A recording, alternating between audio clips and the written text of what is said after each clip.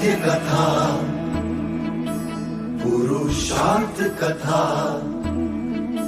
सुनो सुनो सिद्धार्थ कथा। सत्य कथा, पुरुषार्थ कथा, सुनो सुनो सिद्धार्थ कथा। चढ़ते सूरज सा तेजवान वो कीर्तिमान, हुंकार भरे जब कूच करे, थर थर कांपे आसमान। वो राजपुत्र वो शूरवीर, पर्वत को भेद दे उसके तीर, शांति का स्रोत करुणा की धार, निर्झर झरे मन से अपार। वो राजपुत्र वो शूरवीर, पर्वत को भेद दे उसके तीर, है शाक्य वंश का वो तारा, जगमग है जिससे जग सारा। सत्य कथा, पुरुषार्थ कथा, सुनो सुनो सिद्धार्थ कथा। आज तुम्हारे विवाह के दिन तुम यहाँ आओ मेरे पास।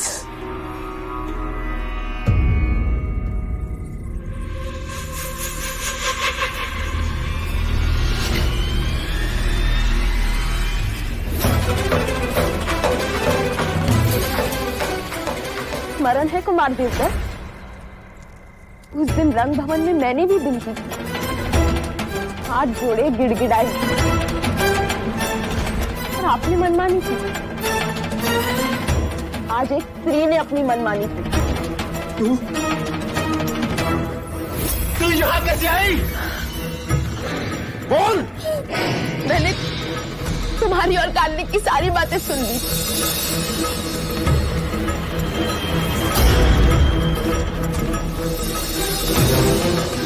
और मैंने ये निर्णय कर लिया, चाहे कुछ भी क्यों ना हो, मैं राजकुमारी यशोधरा की रक्षा करूंगी। अरे राजकुमारी जी, अच्छा अब हमें यही मिल गई। देखिए ना, युवराज कब से चौसर खेल रहे दूसरे कुमारों के साथ।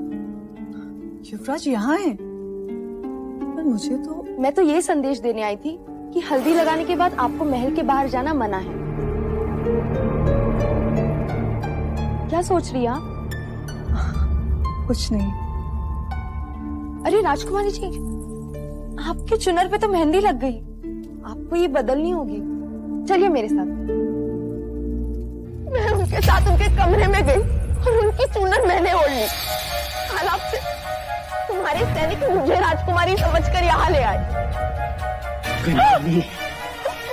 तुझे पता नहीं, तुझे पता नहीं है तूने क्या किया है? पता है, जिस मनुष्य ने औरतों को सम्मान दिया है, उसने एक छोटा सा काम किया है।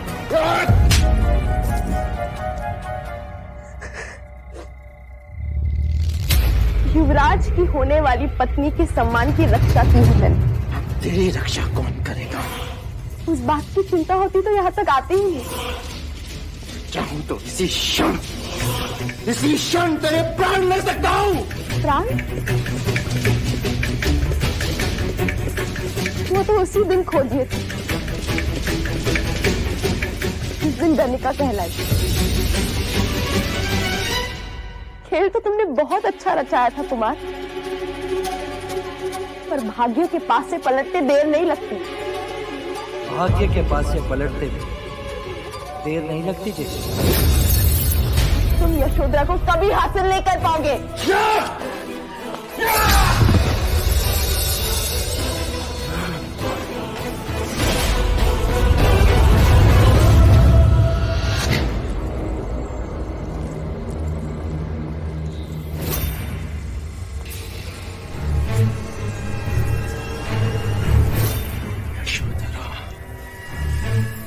यशोधरा,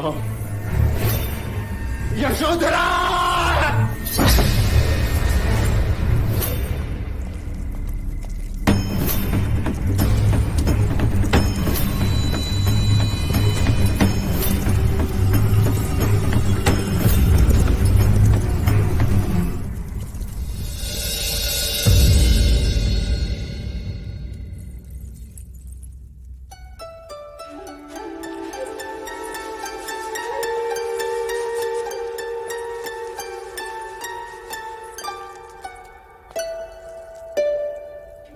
इतना एक चित्त होकर क्या काम कर रहे हो प्रजापति?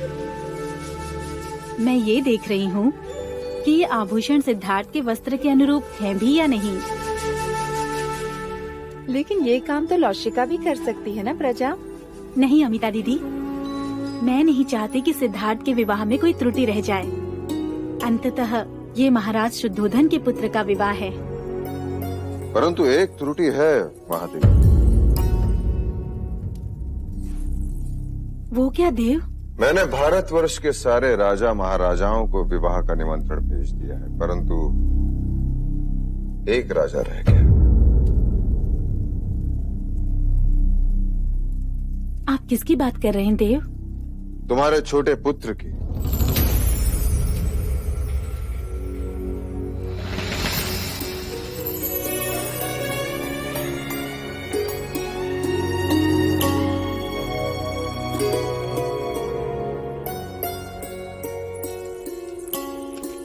प्रजा,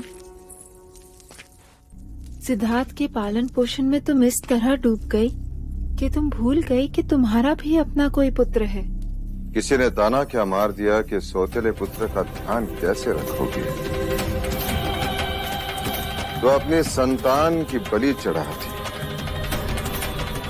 दूसरा पुत्र हुआ तो उसे आंखों से दूर कर दिया, ये कहकर कि जब तक सिद्धार्थ बड़ा नहीं हो जाता तब तक मैं उसे वापस नहीं बुलाऊंगी।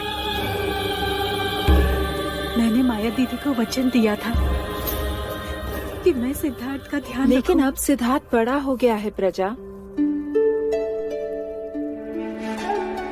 वो भी बड़ा हो गया होगा।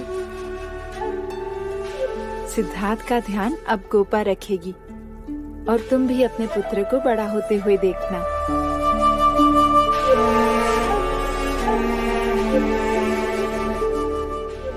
मुझे तो अब ये भी ज्ञात नहीं कि मैं उसे क्या कह के पुकारूंगी। नंद, नंद कहकर पुकारो उसे। नंद? माँ,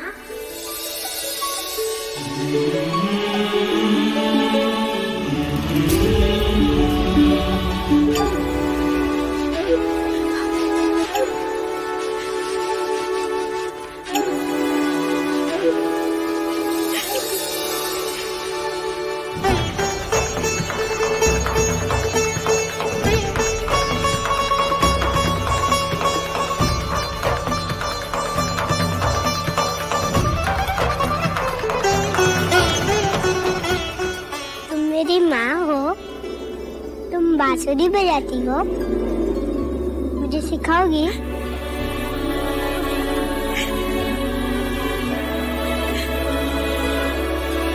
भैया, कहते हैं कि एक स्त्री दूसरी स्त्री का बखान होते नहीं सह सकती, पर आज जगत की सारी स्त्रियां इस स्त्री के सामने नतमस्तक हैं।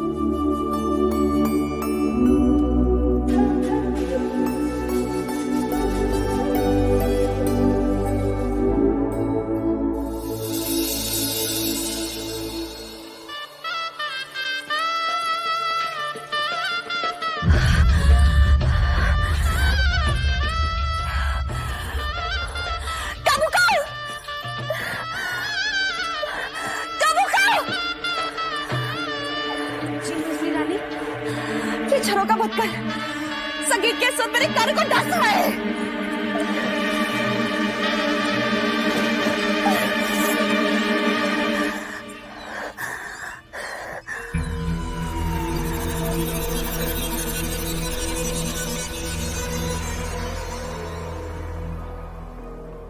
कुमार देवता महल लौट आए?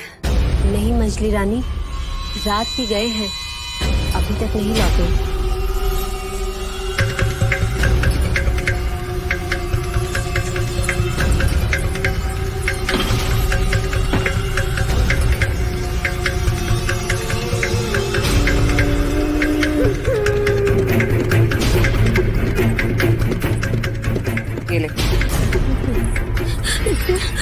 ले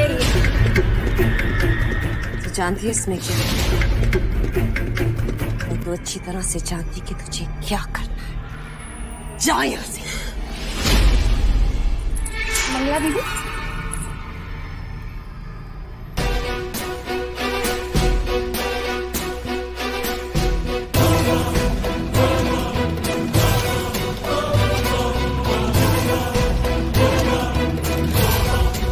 दीदी आप अब तक तैयार नहीं हुई?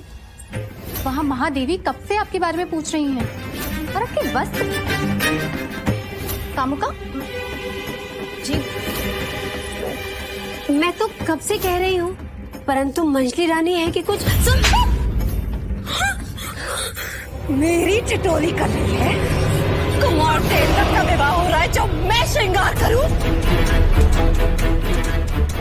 नहीं जाना मुझे किसी भी विवाह में। जा यहाँ से।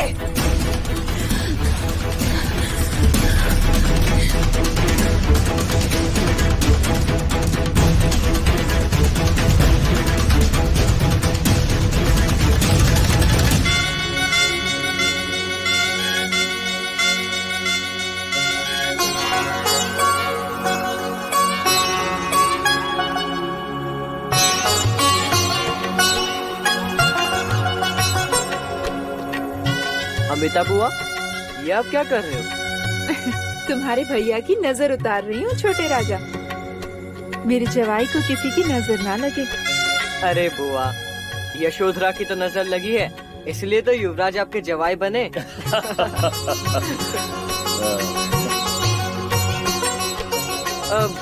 ये क्या है? जवाई के गले में घेरा। लो, बंद गए सिद्धार्थ भैया, अब इससे छुटकारा नहीं है। सोच लो।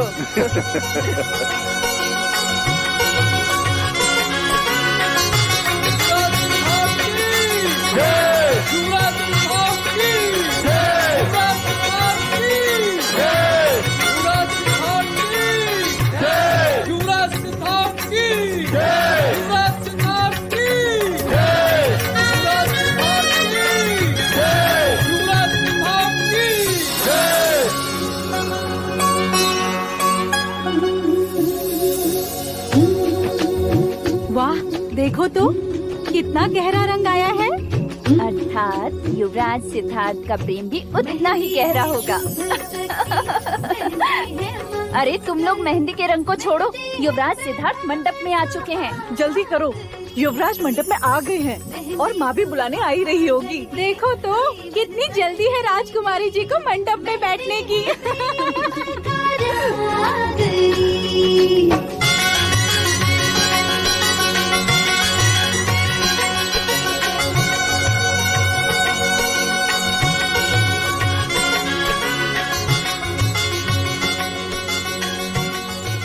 विभा जी, मंगला दीदी नहीं आई?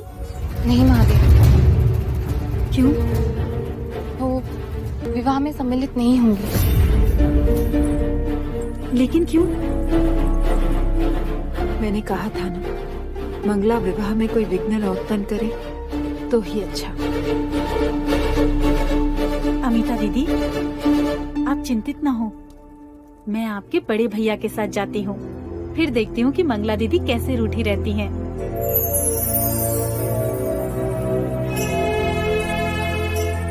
देव,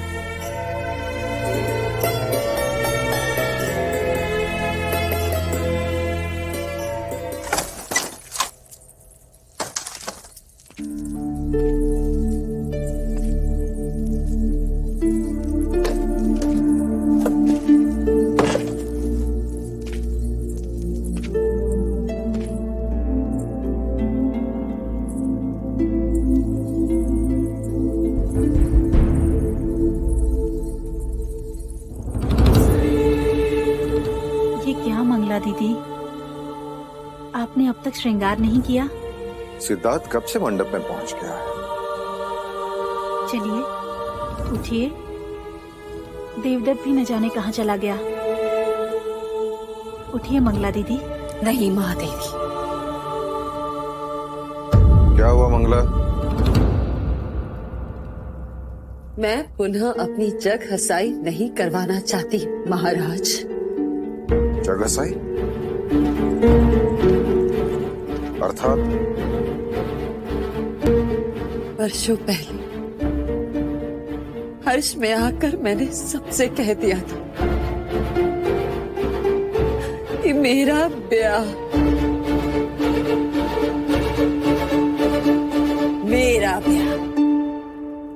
शाक्य शिरोमणि महाराज शुद्धोधन के साथ होने वाला है।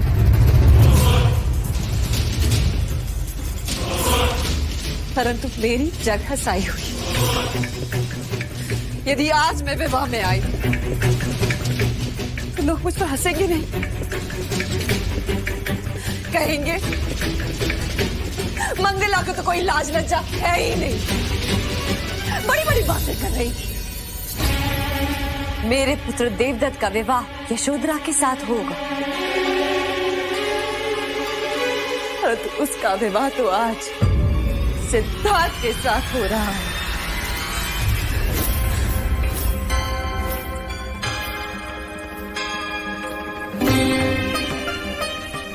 तो क्या सिद्धार्थ आपका पुत्र नहीं है मंगला दीदी? यदि आप विवाह में नहीं आई तो क्या कहेगी कपिलवस्तु की प्रजा? क्या कहेंगे लोग कि राज परिवार में इतना कलह क्लेश?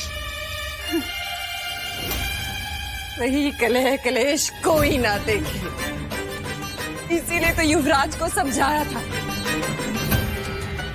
एक कन्या के लिए दो भाइयों में इतना संघर्ष क्यों? परंतु आपने भी उन्हें नहीं रोका, उलट स्वयंवर के लिए उन्हें प्रोत्साहित किया।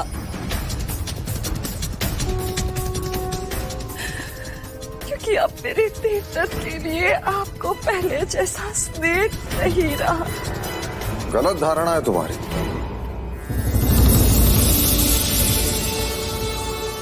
मेरे लिए आज भी देवदत्त और सिद्धार्थ में कोई अंतर नहीं। हाँ मंगला दीदी, महाराज के लिए आज भी वो दोनों कपिलवस्तु की दो आंखें हैं। सत्य कहा महादेवी, दो आंखें हैं, परंतु एक दाहिनी और दूसरी बाईं। एक चगुन तो दूसरी अपशगुन।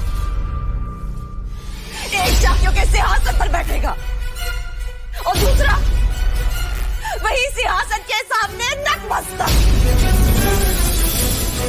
युवराज को यशोधरा सिंहासन मिलेगा और मेरे देवदत्त को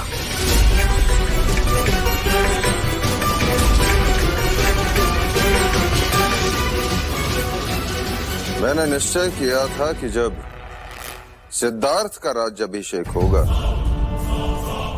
तब देवदत्त के नाम पर भी उत्तर का प्रदेश कर दिया जाएगा, ताकि दोनों कुमार अपने अपने शाक्य सीमाओं का विस्तार कर सकें और शाक्य संघ में हमारा वर्चस्व ऐसा ही बना रहे।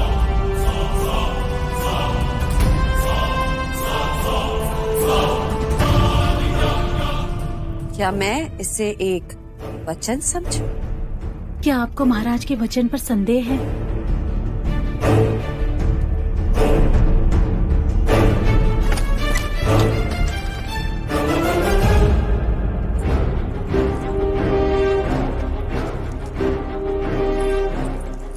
राज, तो मंडप छोड़कर यहाँ क्यों चले आए?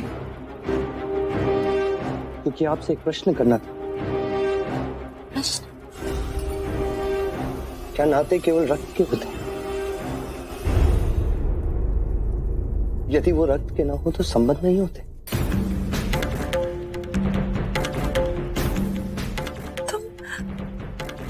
तुम ऐसा क्यों पूछ रहे हो? मैं आपकी गोद में खेला, ज्येष्ठ के पीछे पीछे दौड़ा, काकाश्री से बहुत कुछ सीखा है मैंने। काकी में माना कि ज्येष्ठ और आप मुझसे और गोपा से क्रोधित हैं, क्योंकि आपके मना करने पर भी मैंने स्वयंवर में भाग लिया। किंतु मैं ऐसा नहीं करता तो हम तीनों के प्राण पीड़ा से तड़पते, क्योंकि गोपा मुझसे प्रेम करती। मैं आपसे हाथ जोड़कर विनती करता हूं, आप हमेशा हमारे साथ रहें। आपका आशीर्वाद मेरे लिए उतना ही मूल्यवान है जितना ज्येष्ठ के लिए। अरे उठो सिद्धार्थ, ये क्या कर रहे हो? इस महल में सबको क्या हो रहा है? अरे लोग तो राय का पहाड़ बना देते हैं। मैं तो बस तुम्हारे ज्येष्ठ की चिंता में थी, इसलिए श्रृंगार करना भूल गई। अन्यथा तुम्हारा विवाह हो और तुम्हारी काकी मां ना आए, ऐसा हो सकता है?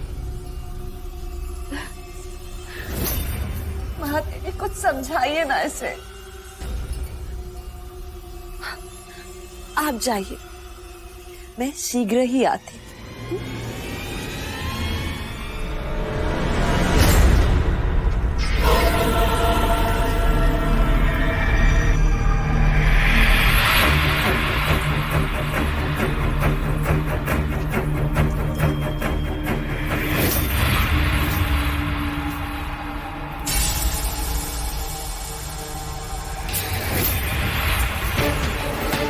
कौशल नरेश महाराज प्रसन्नजीत की, कौशल नरेश महाराज प्रसन्नजीत की, कौशल नरेश महाराज प्रसन्नजीत की, कौशल नरेश महाराज प्रसन्नजीत की, कौशल नरेश महाराज प्रसन्नजीत की, कौशल नरेश महाराज प्रसन्नजीत की।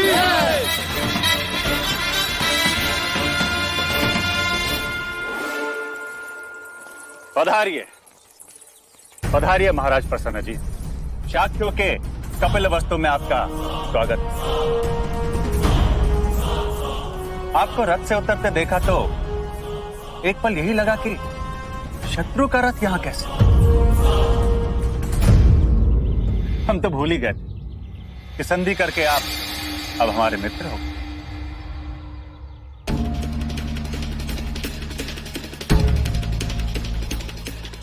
हम मित्र के साथ मित्र हैं, शत्रु के साथ शत्रु, परंतु आदर हम दोनों का करते हैं। यदि ये बात सत्य है कि आप हमारे मित्र हैं, तो हमारे साथ द्वार पर खड़े होकर हमारे अतिथियों का स्वागत इन फूलों से कीजिए। दीजिए। क्या मैंने कुछ अनुचित कहा मित्र?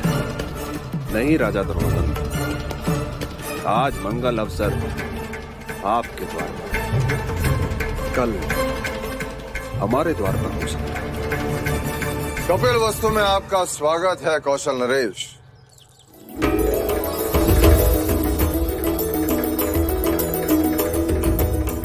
कौशल नरेश, राजा प्रसन्नजीत है। आपका आना हमारी मित्रता के लिए अत्यंत शुभ संकेत है। पहले हम मनुष्यता के शुभ संकेत से तो मिलने। कहाँ है युवराज सिद्धार्थ? आइए महाराज, आइए।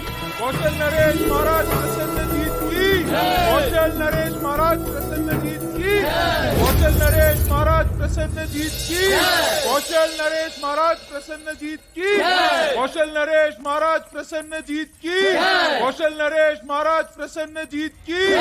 आपकी उपस्थिति ने कौशल और शाक्यों की मित्रता पर मोहर लगा दी महाराजा प्रसन्नजीत। स्वागत है आपका।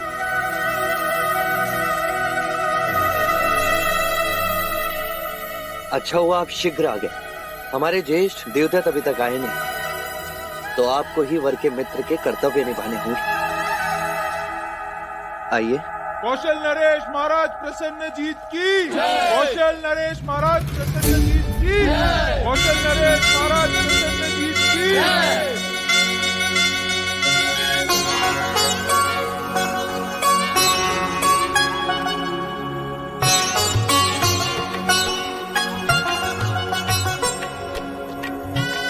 कन्या को बुलाइए।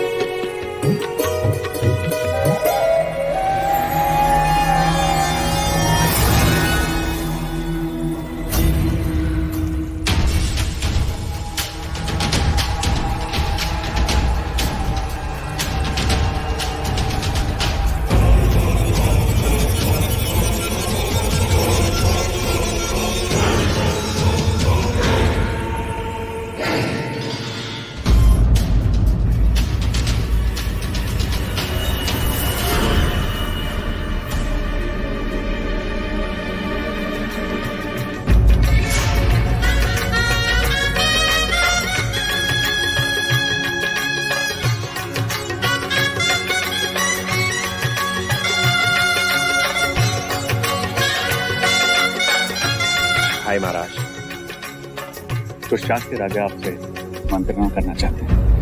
मंत्रणा इस समय? हाँ भाई महाराज, आइए।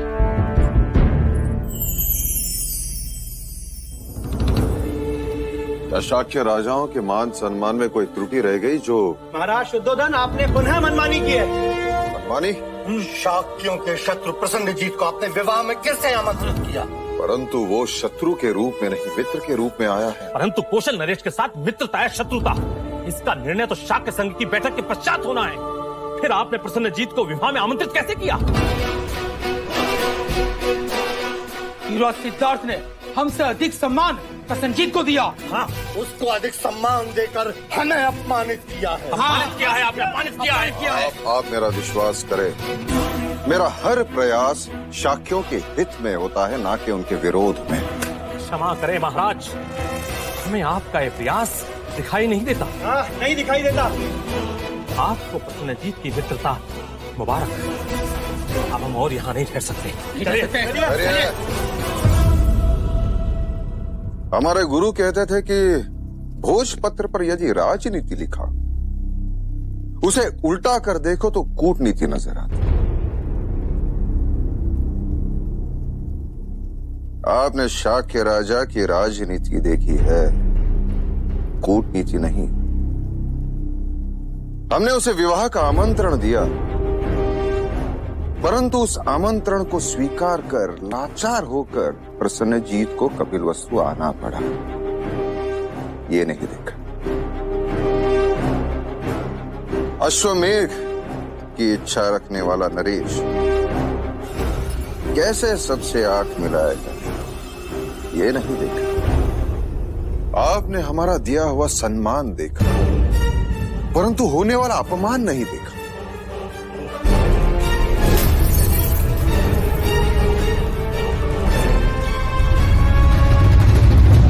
वरमाला पहनाने का समय हो गया है। लौशिका,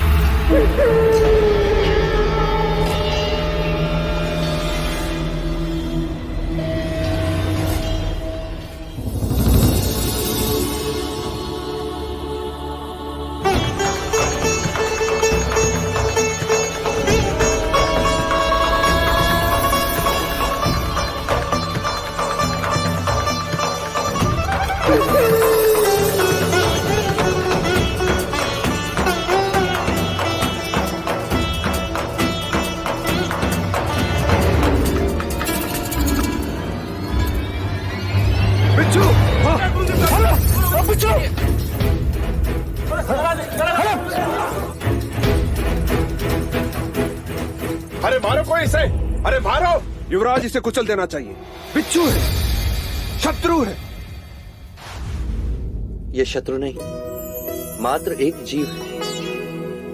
जिस तरह हम मनुष्य अपने बचाव के लिए शस्त्र उठाते हैं, उसी तरह ये जीव आत्मरक्षण के लिए डसते हैं। ये जीव मात्र की स्वभावगत भीरुता है कौशल नरेश, और कुछ नहीं। चलना, जाओ इसे बाहर वन में छोड़ो। अरे शिव शिव शिव शिव शिव शिव शिव शिव शिव शिव शिव शिव शिव शिव शिव शिव शिव शिव। युवराज, हमने आज तक आप जैसा मनुष्य नहीं देखा जो बिच्छू पर भी दया करे।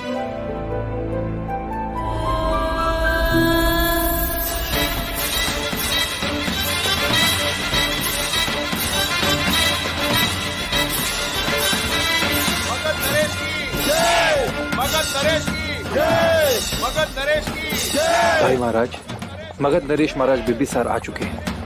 चलो। मगध नरेश की जय, मगध नरेश की जय, मगध नरेश की जय, मगध नरेश की जय, मगध नरेश की जय, मगध नरेश की जय, मगध नरेश की जय। हमारा आमंत्रण स्वीकार कर यहाँ उपस्थित होना हमारे लिए अभिमान की बात है मगध नरेश। उपस्थित तो होना ही था। पराक्रमी राजाओं की संगत किसे अच्छी नहीं लगती, और आप तो केवल पराक्रमी ही नहीं, हमारे पड़ोसी भी हैं। आपने जिस प्रकार अति महत्वाकांक्षी कौशल नरेश को पाठ पढ़ाया है, वो प्रशंसनीय है। आपका स्वागत है।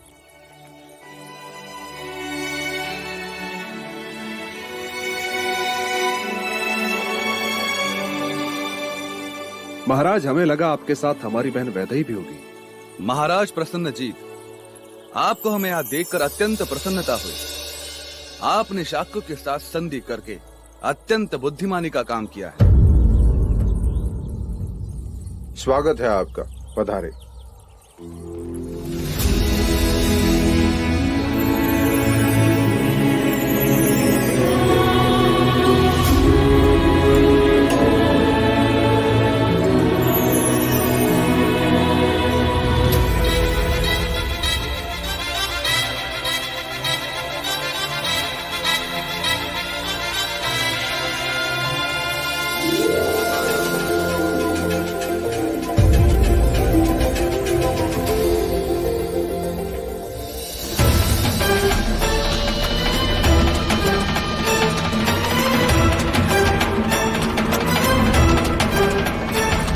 खेल तो तुमने बहुत अच्छा रचाया था कुमार।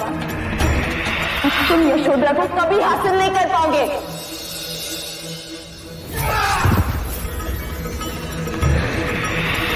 आगे के पास से पलटते देर नहीं लगती जैसे।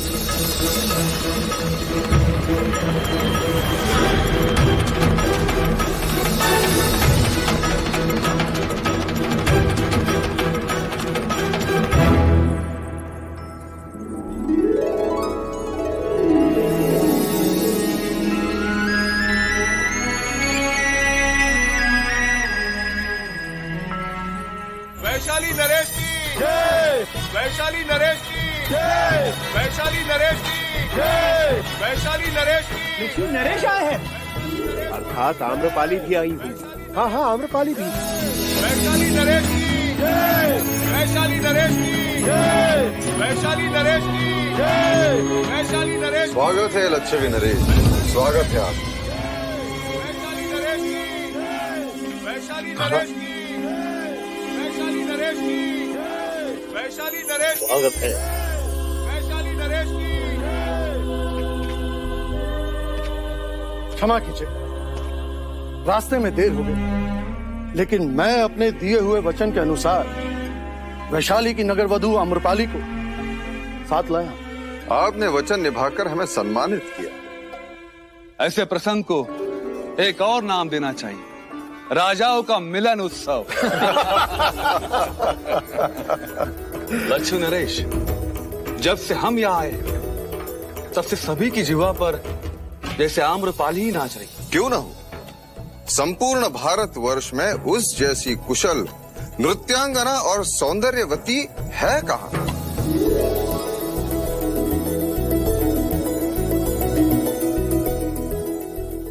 महाराज बिंबिसार, हमारे वैशाली में तो उसकी प्रशंसा में कहते हैं कि उसके रूप के आगे राजा अपना मुकुट, ब्राह्मण अपना शास्त्र, सैनिक अपनी तलवार और एक गृहस्थ अपना जीवन तक दांव पे लगा देता है।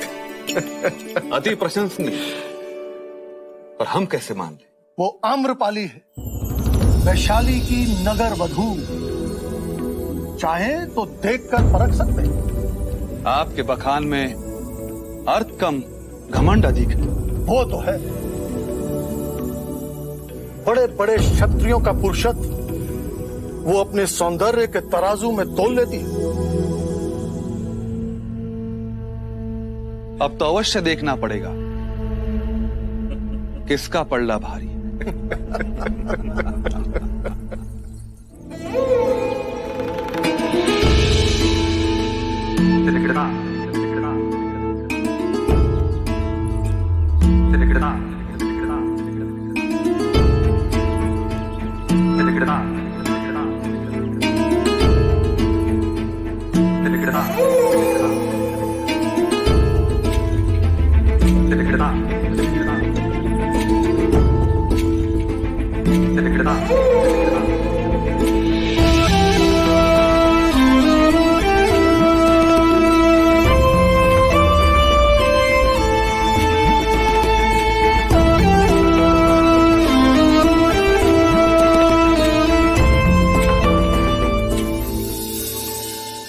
आयुष्मान भव, सौभाग्यवती भव।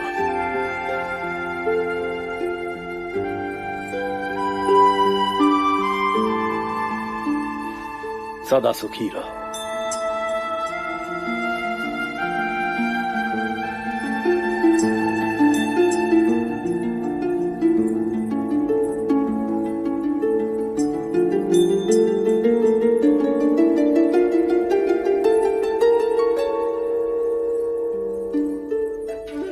जीते रहो।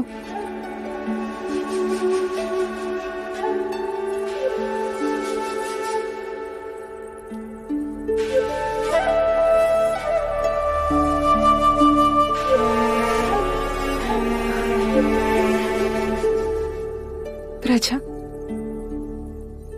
आज से तुम यशोधरा की मां हो। इससे किसी भी तरह की मर्यादा भंग हो जाए तो क्षमा करना। समझना कि मेरे पालन पोषण में कोई क्षति रह गई।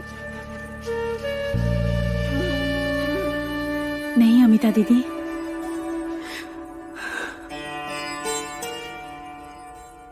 महाराज, आज से मेरी यशोधरा आपकी हुई।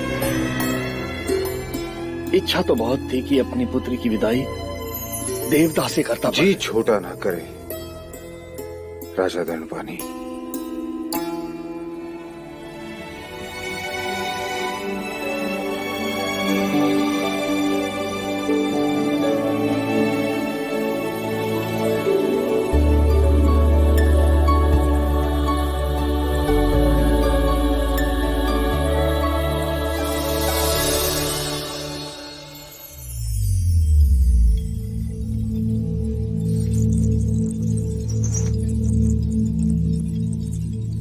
देवी, मगध नरेश बिंबिसार आपसे भेंट करना चाहते हैं। मगध नरेश, आमंत्रित करो उन्हें।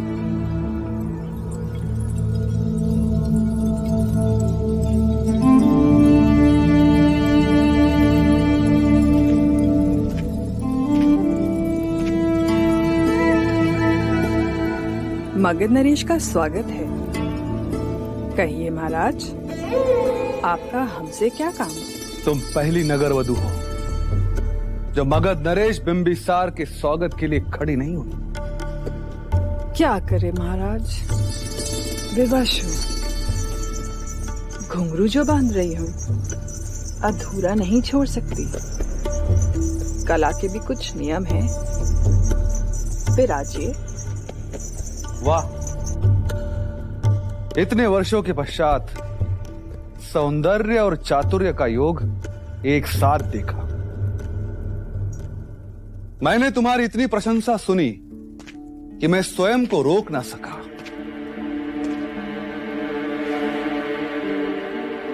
सुना है कि तुम्हारा रूप किसी को भी मोहित कर सकता है। ठीक सुना है आपने। आप चाहें तो परख ले हमें। इतना आत्मविश्वास। कहते हैं कि विवाह के दिन वर को वधु से कोई विमुख नहीं कर सकता। यदि तुम कुछ देर के लिए सिद्धार्थ को मोहित करके अपने मोहपाश में जकड़ लो तो आप क्या हारेंगे? क्या जीतना चाहती हो?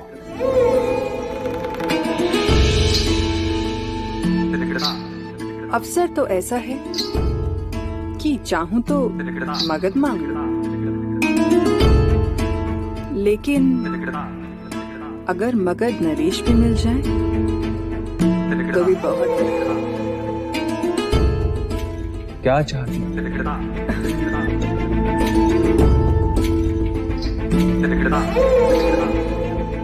यदि आप हार गए तो ये बंधे हुए घुंघरू आप खोलेंगे, और यदि तुम हार गई तो मगध प्रदेश में मेरा एक भवन होगा केवल आपके लिए। अर्थात दोनों ही सूरत में मैं ही जीता आम्रपाली। कैसे? यदि मैं हार गया तो घुंघरू खोलते समय तुम्हारे चरण स्पर्श करने का अवसर प्राप्त होगा,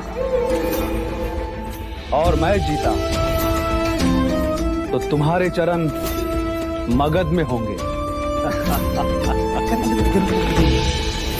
सत्य कथा, पुरुषार्थ कथा, सुनो सुनो सिद्धार्थ कथा।